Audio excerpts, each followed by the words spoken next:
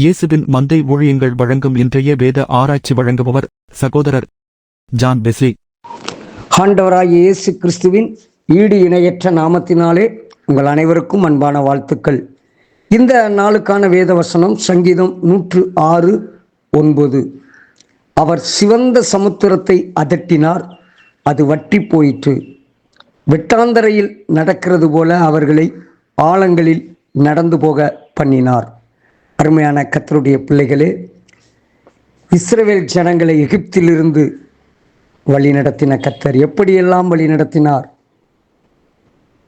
சிவந்த சமுத்திரம் முதல் அவர்கள் கண்ட மகாபெரிய பிரச்சனை.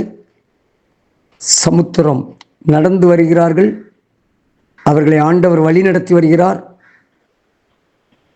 உங்களுக்கு முன்பதாக வழிகாட்ட சூரியனும் சந்திரனும் கடந்து வரும் என்று சொல்லி ஆண்டவர் வழிகாண்பித்து வருகிறார். அவைகள் வழிகாட்டி வருகிற வேளையிலே அவர்களை கொண்டு கடலுக்கு முன்பதாக, சிவந்த சமுத்திரத்துக்கு முன்பதாக நிறுத்திவிட்டது. என்ன செய்வதென்று தெரியவில்லை. மோசேயிடம் வாதாடுகிறார்கள். அங்கே வசனம் சொல்கிறது, அவர் சிவந்த சமுத்திரத்தை அதட்டினார், அது வற்றி போயிற்று.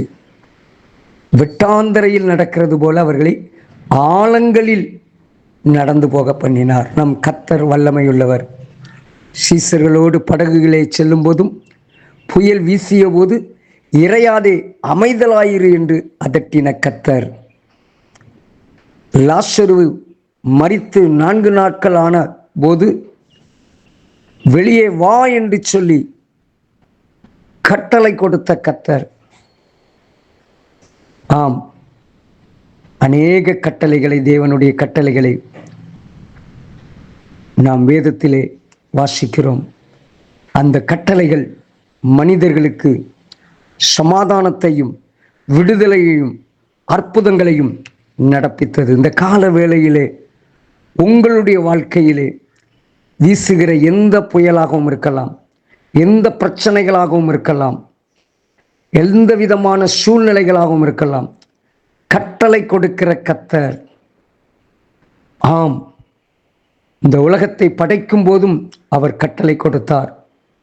வெளிச்சம் உண்டாக கடவது, ஜலம் பிரிய கடவது, புல் பூண்டு விருட்சங்கள் உண்டாக கடவது. ஆம், அருமையான கர்த்தருடைய பிள்ளைகளே, உருவாக்க வேண்டிய இடத்திலும் அழிக்க வேண்டிய இடத்திலும் நன்மை செய்ய வேண்டிய இடத்திலும் தேவனுடைய கட்டளை பலத்த காரியத்தை செய்தது. பிசாசின் போராட்டங்களிலே, சத்துருவினுடைய கிரியைகளிலும் சிக்கி தவித்தவர்களை பார்த்து பிசாசுகளை துரத்தினார் என்று சொல்லப்பட்டிருக்கிறது. நன்மை செய்கிறவராய் சுற்றித் திரிந்தார்.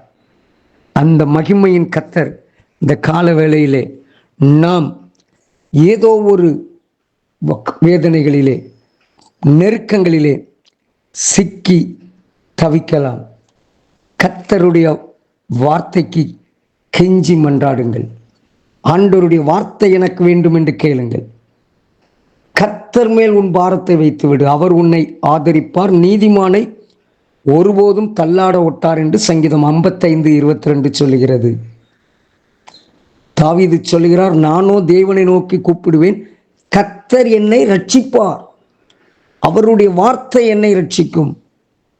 அவருடைய வார்த்தை எனக்கு அதிசயங்களை செய்யும்.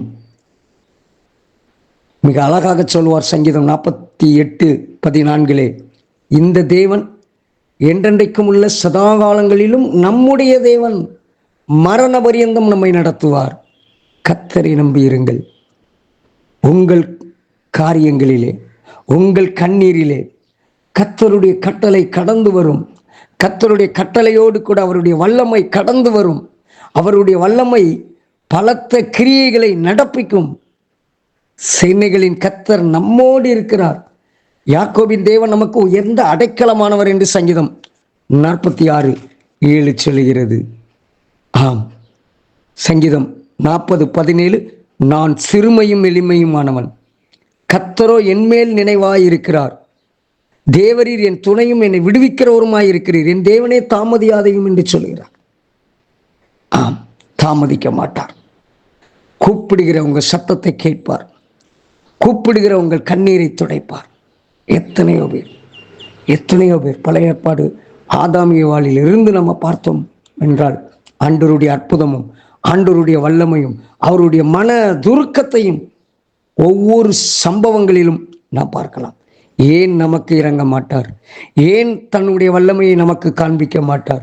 ஏன் நம்மை விட்டு விலகி விடுவார் என்று எண்ணுகிறீர்களோ? இல்லை, அற்புதங்களை செய்வார். ஜெபிப்போமா? அன்பின் தகப்பனே, இந்த நாளுக்காக, இந்த வேலைக்காக நன்றி. உங்க வல்லமை எங்கள் வாழ்க்கையிலும் அற்புதம் செய்ய போகிறபடியால் உமக்கு நன்றி. உம்முடைய கிருபைக்குள் ஒப்புக் கொடுக்கிறோம். கர்த்தர் உங்களை ஆசீர்வதிப்பாராக. God bless you. ஆமென்.